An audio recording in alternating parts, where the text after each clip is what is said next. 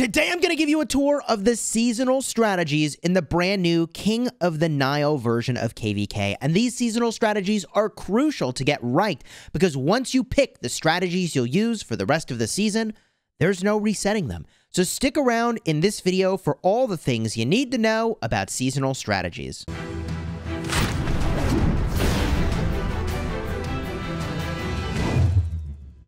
Hello my friends and welcome back. I'm Chisgule Gaming and today's video is sponsored by the makers of Rise of Kingdoms. And in case you missed it in my live streams and video coverage of the King of the Nile KvK, the seasonal strategies are ways that you can differentiate your account in the new King of the Nile KvK. Now they may roll this out to other KvKs or put it into new KvK formats that land into the game.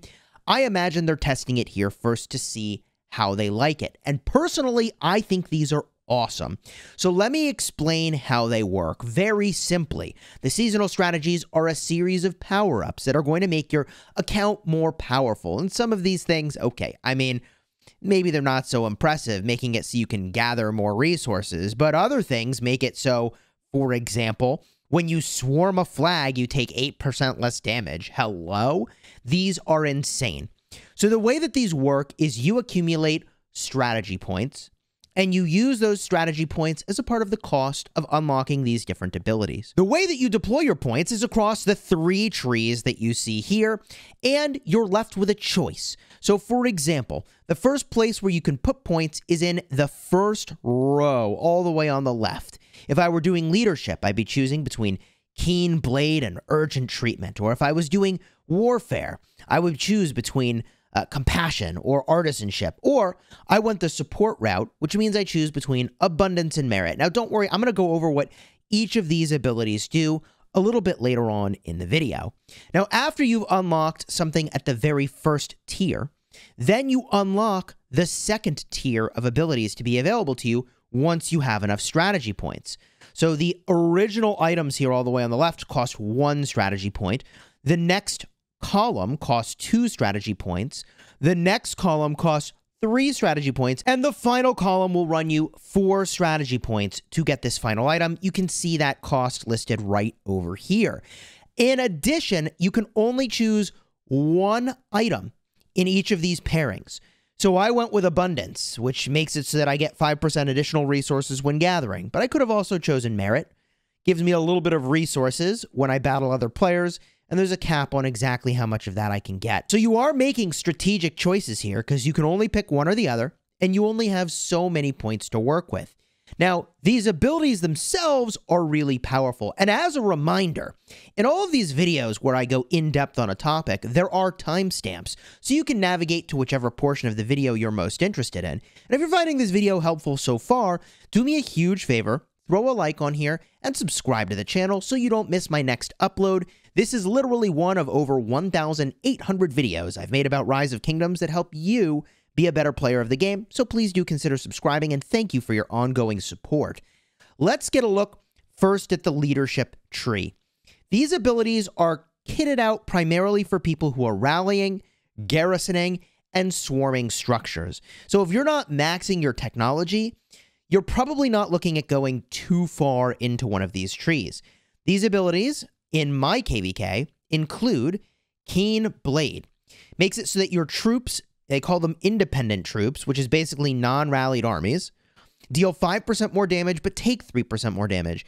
If you are the kind of player who is investing in tech and spending money, and you think you're stronger than your opponents, your higher level VIP, your equipment's really good, your commanders are really good, I think Keen Blade is going to be really strong.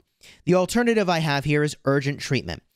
Receive a healing factor of 500 when a battle ends. This is probably better than you would think. It'll probably trigger more often than you would think. But your goal is typically to stay in combat, keep your rage bar high, and transfer from target to target to target, which is why I'm not in love with Urgent Treatment. Personally, I would pick Keen Blade, especially for rallying and garrisoning, which is not what I'm going to do on this account. From here, there is Spiked Armor. When garrisoning or launching a rally attack against a stronghold, your troops deal 15% more counterattack damage. Dang, that's good. But is it better than aggression? This is insane. After adopting this strategy, damage dealt is increased by 0.1% per million kill points that you gain. Remember, this is not sev wounds you inflict. This is not troops that you kill. It is kill points that you gain. In a KvK, I typically gain 500 million on my restart, and I gain 2 billion on my main account. Now, those are big numbers, and these accounts do a lot of fighting. But basically, you get the maximum of 50 stacks here when you get 50 million kill points. So if you get this really early in your KvK, you're looking at 5% more all damage, and all damage is god tier goodness. So this is something aggression you'd want to unlock pretty early. If you're fielding as well and not even rallying or garrisoning, this is really good. Now from here, the Great Destroyer. When attacking Alliance buildings 8 seconds after the battle begins, normal attacks have a 5% chance to reduce the durability by 10. No longer takes effect when the building's durability reaches 1. So what this means is that if somebody is being really stubborn and they're keeping a building for a long time, maybe you're burning it occasionally, but you can reduce the durability of that building by having a long-running rally. That is super cool. So I've been in KvKs where we have rallies run for literally hours against a fort. Well, I mean, if it's losing durability the entire time, I feel like that's pretty strong. You have to do some math on exactly how much of a difference this makes, but I think Great Destroyer is pretty cool as an ability, followed by Survival of the Fittest, which this is more of like an all-around good stuff ability, probably the one I would pick for rallying or garrisoning, which is that higher level units deal more damage to lower level enemy units when garrisoning or launching a rally attack against a stronghold. This does not apply to independent troops. I scroll down here and it says damage scales with the magnitude of the gap between the average base attributes of the entire troop's units. Basically, if your units are higher tier than your enemies, then you're going to get bonus damage. And it scales up. The bigger the gap is, the more of a damage boost you get. We don't know how much of a boost this is, but if you think your kingdom is going to be running more T5s than the enemy, this seems really good. It's just more damage in more situations. And in general, even if this was a small number, I would prefer more damage dealt probably to something that reduces durability. So even though I'd love for this to be like actually just a part of the way that the game works, I feel like they could just take this and make this a part of how the game works and the game would just be better. Maybe they will at some point. But Survival of the Fittest is what I would pick here. Final ability, Fearless Charger. Independent troops take 8% less damage when attacking strongholds. My God.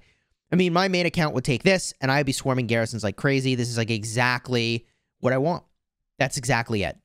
Okay, so let's continue on. And I will say, by the way, this spiked armor, 15% more counterattack damage, does seem like an interesting answer to people swarming your garrisons. That's pretty amazing. The middle tree here, Warfare, is designed for your average open field fighter, in my opinion. Most open field fighters should be looking at the Warfare branches. So let's go over these really quickly. In my KvK, we have Compassion. Increase hospital capacity by 30%. Let me tell you, this only has to be relevant to you one time during the KvK, and it was worth the point. Even if you don't think you will need it, like I've never needed this on my restart account, if one time I would lag out and have my hospital overflow, the hospital capacity was worth it. Slam dunk, instantly, it is worth the point at that point in time. So I think this is a nice insurance policy, but it's really crazy for people who get rallied or imprisoned. To have that extra hospital capacity, that is amazing. So yeah, I think Compassion's pretty solid. The other option we have here is Artisanship. Reduce the cost of upgrading your crystal mines and research center by 10%. Now, it's about 6 million crystals to do those upgrades. 10% of that means you're saving 600,000 crystals. I mean, I think 600,000 is better than nothing. And I may get literally no value from Compassion because, I mean, I probably will never run into this issue of my hospital overflowing on my restart account.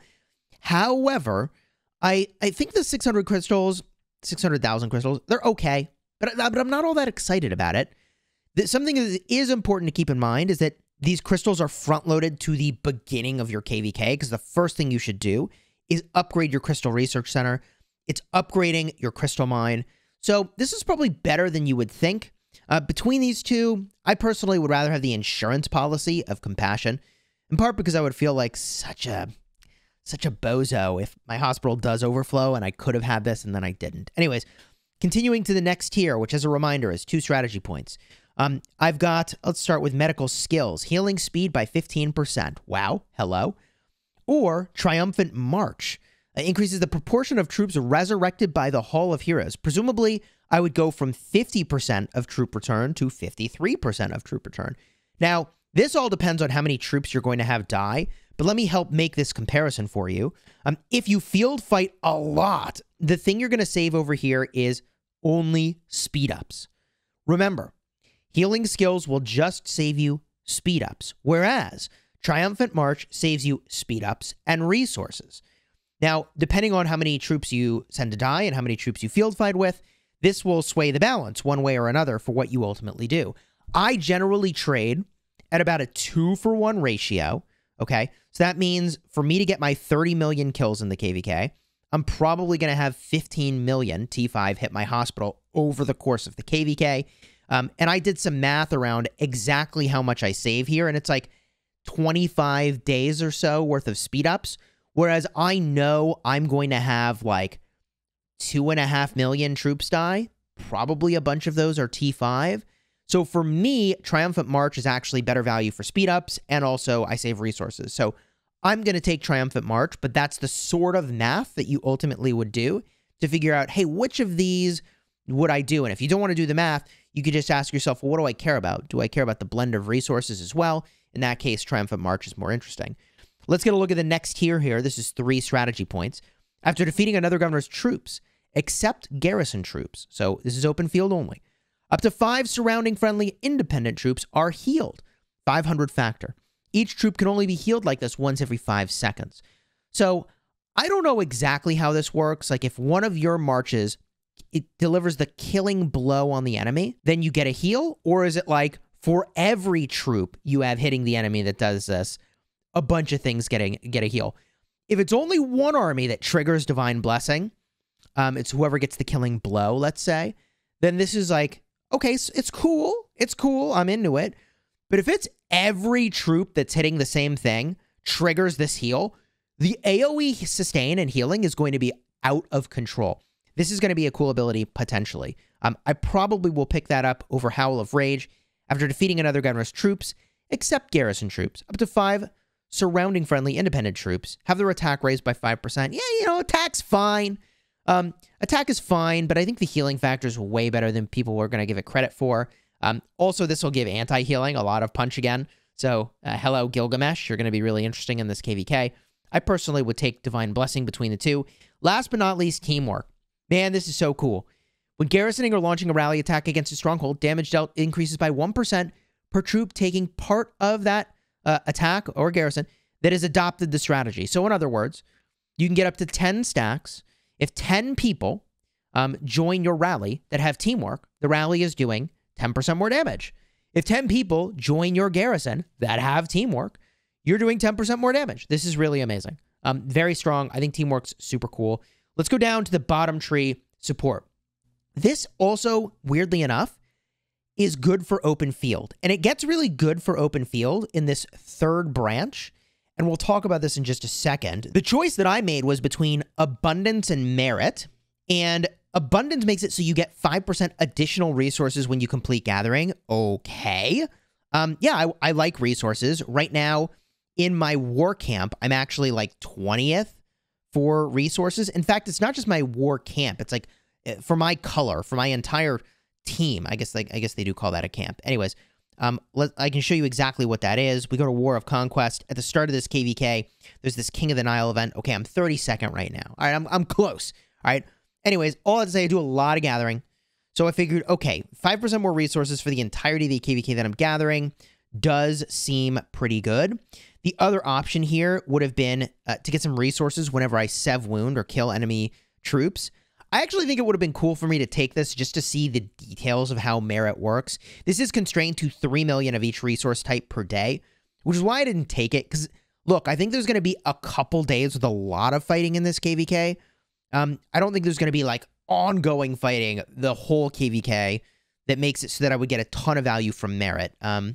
We'll see. We'll see which way I would have benefited the most. But Abundance is what I went with.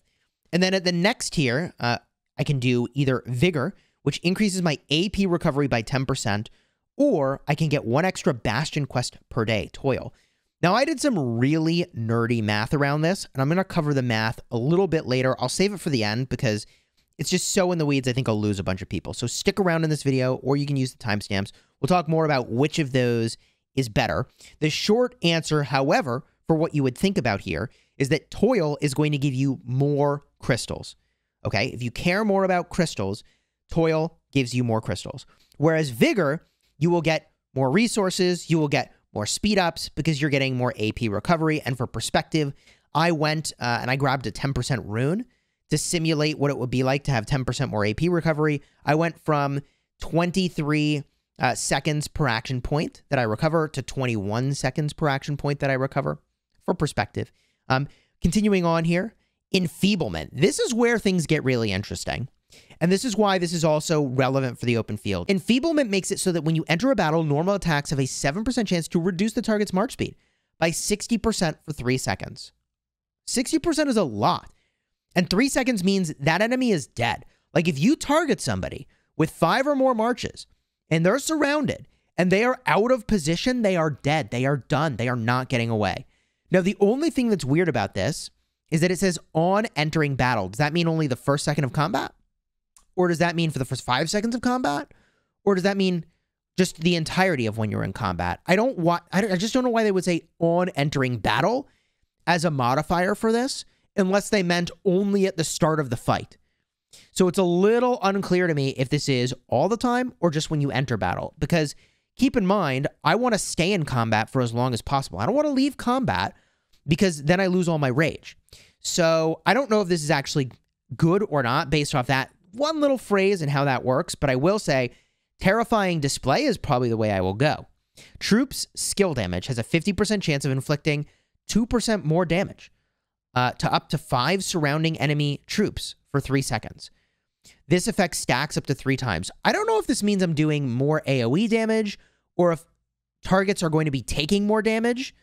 But either way, damage is somehow getting dealt, and I'm into that. Terrifying display is probably going to be good. The more I read it, the more I'm like, does it work this way or does it work that way? And only after we start using it will we see. But either way, damage when you're in a fight for a long time. I got Trajan. I'm going to fire off skills more frequently. I got Joan Prime. I'm generating a lot of rage here. This is where I want to be. Terrifying display.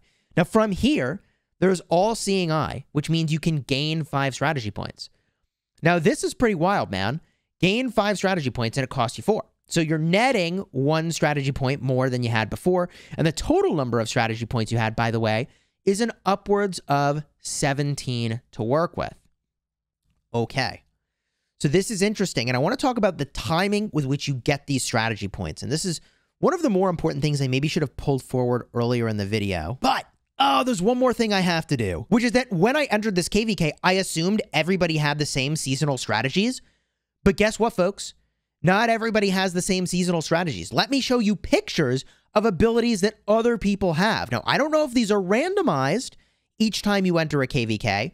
You know, like there's a bunch of abilities over here and they randomly assign them, or if there's different sets of, you know, pre-made sets of the groups of all these abilities. But let me show you different abilities that aren't in my KvK that other people sent me pictures of. Here's the first one. It's Scorched Earth. This is instead of that AoE damaging ability that I was looking at getting. In its place, in their KvK, they have this ability, if your troops are defeated more than 10 seconds after entering battle, up to 5 surrounding enemy troops take 5% more damage and have their march speed reduced by 30%. So when your troops are getting wrecked, you wreck people back, which is pretty cool. Scorched Earth is actually pretty cool. And I like that they make it so that it has to be like 10 seconds. You can't send out a 1 troop and cheese this ability. So this is a pretty cool ability, costs 3 points. Here's another one. Expropriation. Increases the amount of certain resource items, e.g. food, woodstone, gold, level 1 resource packs, Cs, gained from defeating barbarians. You know, I did some math on this. We're going to get really nerdy about it later on. But it is in the same place where I had the one that gives you extra bastion quests. And this is in the support tree. It's in the bottom. But if you spend lots of AP on barbarians, yeah, I mean, you're looking at a lot of resources. A lot of resources. I think it's like 25 million resources for every 100,000 AP you spend, which doesn't sound like much, but people spend a lot of AP. So you've been saving up potions and you're like, man, I'm going to blast through them all in this KvK, this could be a cool ability. Here's a simple one. Complex Tools. It's at the very start of the support tree. Increase your gathering speed by 15%. Easy to understand exactly what that does. Here's another one. Quick March. Increase your troops' march speed by 10%. This is actually in the support tree as well. 10% more march speed is amazing. Yes. Yes, I want that. That's really good. That's actually like really good. And another one. This is the second tier in the middle tree. Safe Return. Reduces the Sev wounded units in battle by 8%, leaving them slightly wounded instead. So you may remember in this branch, I had the choice of 3% troops back at the end of KvK, 15% more healing speed reduction, or they have this ability, Safe Return, 8% less Sev wounded. Well, less Sev wounded is really good. That saves you on speed ups and resources. Okay, so if you're doing a lot of field fighting and you want to save on resources potentially, this is a saving of both speed ups and resources, whereas reducing the speed up cost is only saving you speed ups. Okay, cool. And there is one other ability that we found that is different, by the way, than what I have available in my KvK. Look at this one, man. Frequent Dispatch. When launching a rally attack, allies participating may dispatch 2 troops to join the rally. Hello? Dude, that's cool. That's a cool one. That also, by the way, is an ability that I feel like they should consider just making available all the time. Okay? So I feel like the burning ability and this ability should just be the base way that the game works. My opinion.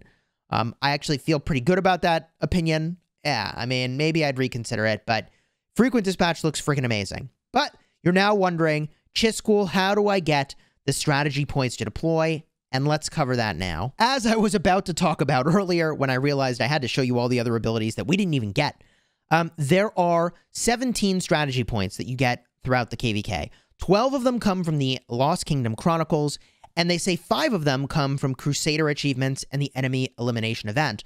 But you do also get 1 at the start of the KvK just for showing up. So I don't know if they qualify that as being from Crusader achievements and the enemy elimination. Technically, just joining the KvK is neither of those things. So it's unclear to me if you get 17 plus the 1 you start with, or if it's just 17 in total, and this is just not worded exactly in a precise way. But let me show you exactly when you get these, because we can see this in the Kingdom Chronicles. So we go over to the Kingdom Chronicles here, and boom, you can see them right over here. 3 seasonal strategy points will show up after we take the RCF and we do some bastion quests. Further down the road, we are going to get 5 seasonal strategy points when the Pass 5 opens. This is when we're about to fight in the ruins, okay? So we're about to fight other kingdoms. There's no territory fighting yet, but the ruins are the next chronicle, okay? From here, when we have our first territory fight, Pass 6 becomes unsealed. When we have a territory fight, you're going to get 4 more strategy points. Now, this is important, but this is not all. There are other ways to get these, not from the Chronicles, because we've covered all of that. However, you can get them from Crusader achievements at an individual level. When you get about 85,000 honor and 20 million Sev wounds inflicted, you get 1 seasonal strategy point. In addition, in the Coalition section, you can get 1 seasonal strategy point when you occupy a sanctuary. I assume this is one of your own sanctuaries, not an enemy sanctuary. You also need to have 50,000 honor points. So there may be a little bit of honor grind involved to get your strategy point as soon as you can occupy a sanctuary. And for perspective, occupying a sanctuary, let's talk about when that takes place. If we scroll all the way out here and I start looking around, first we've got Hurons over here, and then we've got sanctuaries over here. So after your first territory fight, but before you enter into Kingsland, you should be occupying a sanctuary and getting your 1 seasonal strategy point. Now, in addition, there's an enemy elimination, which gives seasonal strategy points. I don't know exactly how that's going to work. If that enemy elimination is going to show up in here, probably in this King of the Nile event. I think enemy elimination will be one of these stages. So probably around the Kingsland time is when more of those seasonal strategy points will be obtainable. That's my best guess. Theoretically, they could have an enemy elimination event that's separate from this King of the Nile event. And so periodically, we may have a couple opportunities sprinkled in to get a strategy point. We'll find out exactly as the KvK unfolds. Now, if you're like me and you want to plan this out a little bit, I thought I'd just kind of map out when you get these strategy points in a more clear timeline, right? So when KvK starts, you get the 1 point. When Pass 4 is on the verge of opening, it hasn't opened yet, you're going to get 3 more of these strategy points, which means you're at 4 total. When Pass 5 opens, which means you're entering into the ruins area, but not fighting for ruins just yet, you're going to have 9 total points. This is the total number of points you will have during ruins fights, however. You're not going to really get any more until Pass 6 opens, which is when you're going to have your first territory fight. That's when you've got an upwards of 13 points. And then, further on, you'll unlock more of them. You'll get a 14th point from battling enemies, assuming you're doing a lot of that fighting. Or maybe you'll get Occupy a Sanctuary first, depending on how much fighting you did in that, zone fight, the territory fight. And then enemy elimination. We don't exactly know when this is going to happen, but I just thought I'd put this together to give you a little bit of a visual, okay? We go to the spreadsheet to talk about when exactly are we getting these points so you can plan it out a little bit better. I think the important thing to keep in mind, however, is that for your first fight, we're looking at a grand total of probably 13 strategy points being at your disposal. Now, remember, there's a total of 17 of these strategy points that's available. Maybe it's 18, depending on how that's worded for that first KvK starting strategy point. But let's assume it's just 17, okay? That means you can take one of the trees all the way to the end. That's 10 points. 1 for the first level, 2 for the second level, 3 for the third level, 4 for the final, 10 total. You can take another tree all the way to 3. And then you can take another tree to 1. And that's 17 total points. That's 1, 3, 4. Okay, that's the sort of maximum deployment of your points. But keep in mind that if you pick that bottom tree, one of the abilities at the end gives you 5 seasonal strategy points. So I did a little bit of math, okay? And if you decide to max that out, there's a couple options that you have here, and I've listed it down below. One way you could go, if you go for the support tree first, which again returns points to you, it's going to give you 5 more points to work with. That means 22 points total. You take 10 to max the bottom tree. You take 6 in each of the other trees, and that's 22 total points. So you could have a 3-3-4 configuration. That's one way you could do it. Another way you could swing it is you can actually go and take the end talent in 2 trees. You'll have 1 point that's kind of left dangling at the end, okay? But that will be a 1-4-4, or I guess a 4-1-4 configuration to max either the support tree and either the middle tree or the top tree, and then you put 1 point in either of the others. Now, that might sound a little bit nerdy and over the top if you're just getting a look at this for the first time, but this is the sort of thing that you have to think about when you want to deploy your seasonal strategy points and you want to really optimize it. You want to be thinking about at what point will I have, my 13 points before the first fight? What does my tree need to look like? And especially if you're rally leader, garrison captain.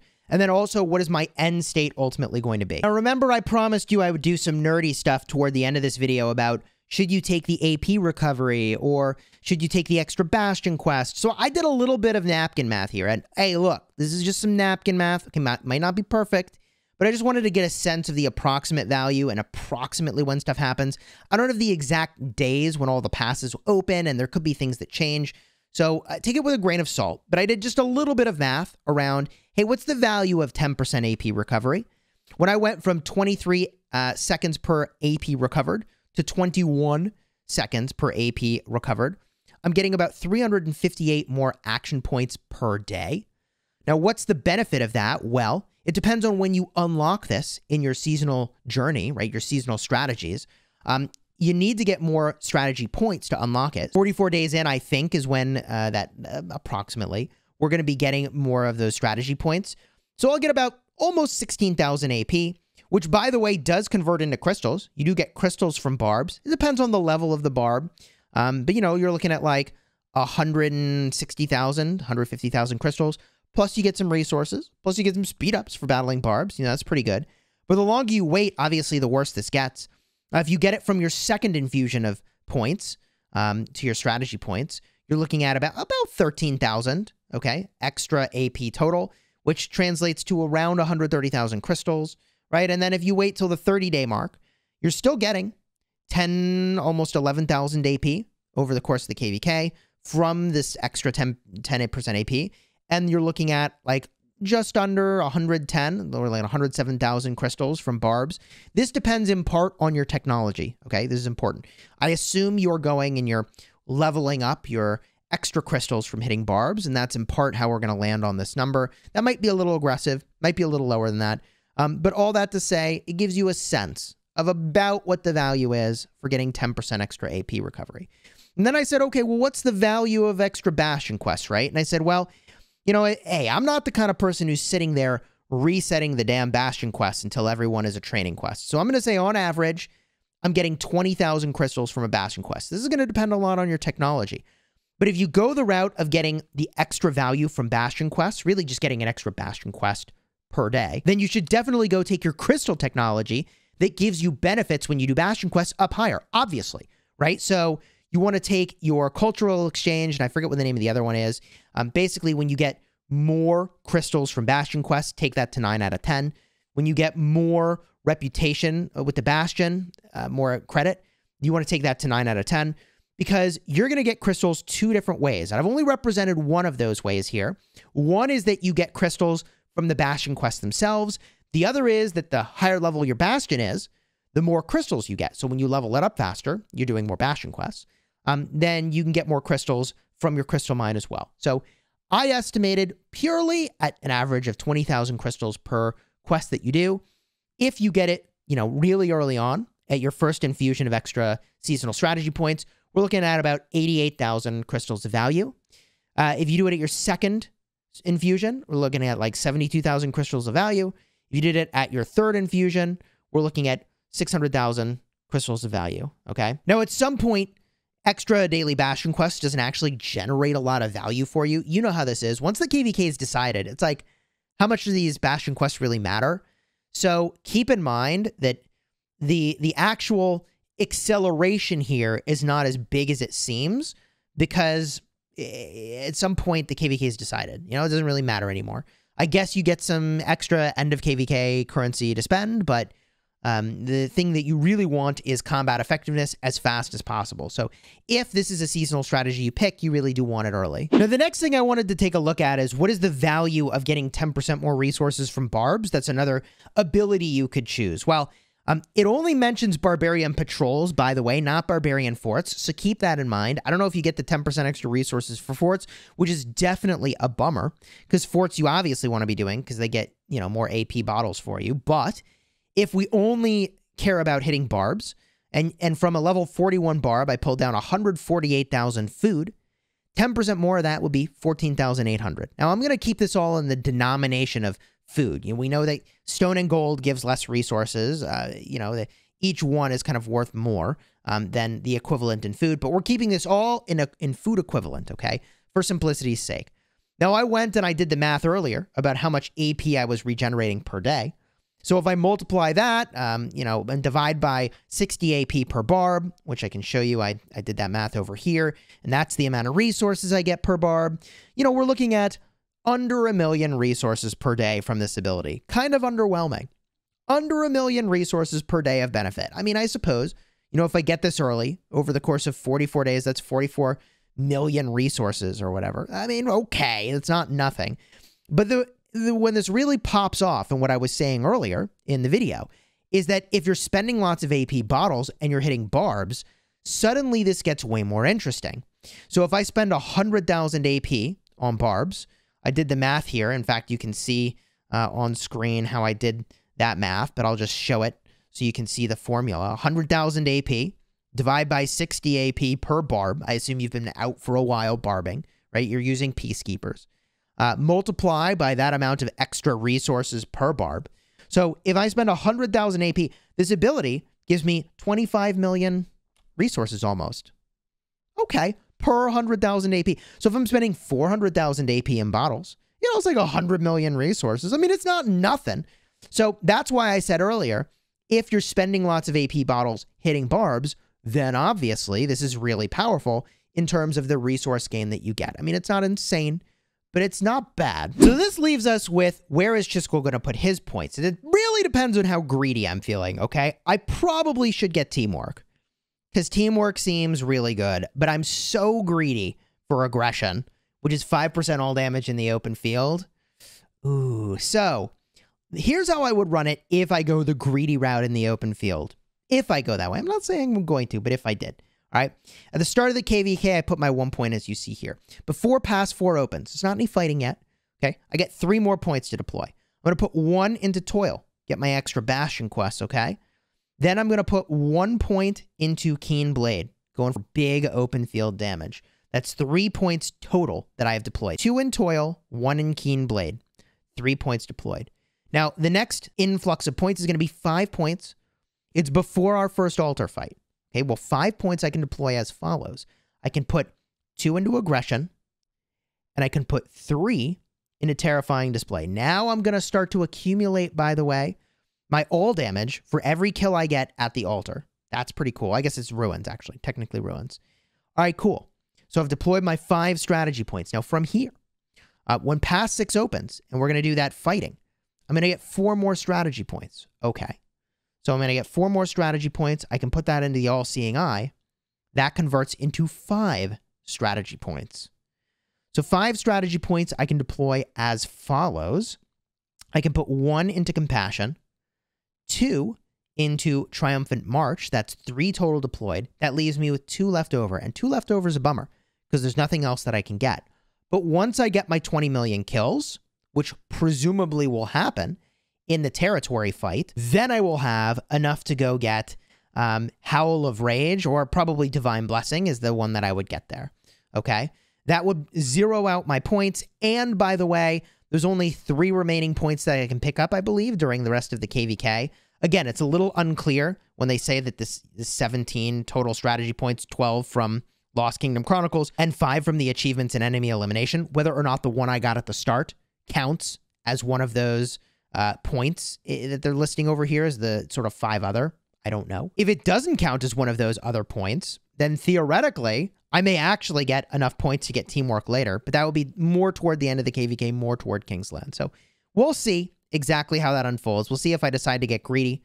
If I go the non-greedy route and I go for teamwork, then I would do a very similar strategy, but I would go for all-seeing eye very early. I would go up to teamwork very early, and then I could pick up probably Keen Blade as well, sort of toward the end of things. But let me know your thoughts about the strategy points down below in the comments. I think this is really cool. I think this is a solid change, and it would not surprise me if we see this show up in other KvKs potentially.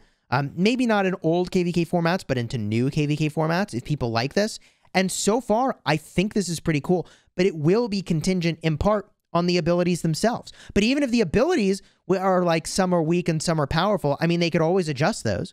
And I like the random nature of the fact that some of these abilities you get in a KvK and others you won't. You'll only see them sometimes. So it gives some variety to this. It's not the same thing every time. I'm a fan of this system. Leave your comments down below. If you're looking for more information about the Nile KvK, I'll have that show up in a card in the end screen in just a second, right over here. Alternatively, you can see when I entered this KvK, you can see me tech up, the spending that I did, and exactly how I deployed my crystals. That card will be right over here in the end screen in just a second.